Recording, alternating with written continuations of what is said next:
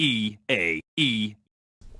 All right, good news. Spider-Man Across the Spiderverse digital release is August 8th. It's around the corner. And with that digital release, we're going to get some extended scenes and some bonus scenes packaged with the Blu-ray disc. So it just got on Twitter. Here are some of the featurettes. We got Across the Comic Verse, Across the Worlds, design new dimensions, creating ultimate Spider-Man movie, etc., etc.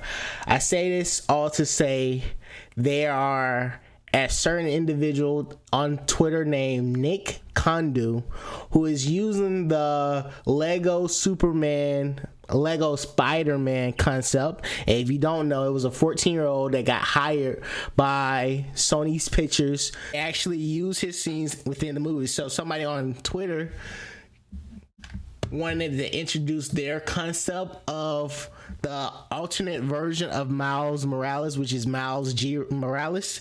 He's naming him Wiles, like W Miles. But this bonus scene that he created along with his team, I want to get all of them credit before I play it. It's Spencer Wan and Winton Red, and the digital animator. Everybody is basically lists, but the concept of how they showcase Miles still using his powers in this other universe without actually being Spider-Man is quite interesting. So we see that he still is like skyscraper jumping off, but him and his uncle, fortunately in the world that they created, is breaking into the hospital for a certain medical pack. Now we already know, due to the leak from the actual book covering the Across the Spider-Verse, that he's not necessarily a villain, he's a vigilante. So this is a scene of him being a vigilante, and it's like just using bungee cords throughout the city to get around, which is amazing. Look at the animation style. You have the gravity boots, but the fearlessness to go across all these skyscrapers is a total opposite of what Miles was in the first movie when he was afraid to jump off a skyscraper. So this concept made me want to even have a film of this.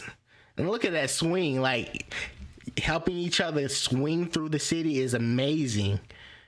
So I thought that was very interesting. I'm really looking forward to it. And hopefully, if Sony Pictures is still having problems with the strike and whatnot, they'll release some of this content or this creative mind on the project. We already know they're actually having animation problems this is being reported from Collider. For Across the Spider-Verse, animators claim unsustainable working conditions in a new report.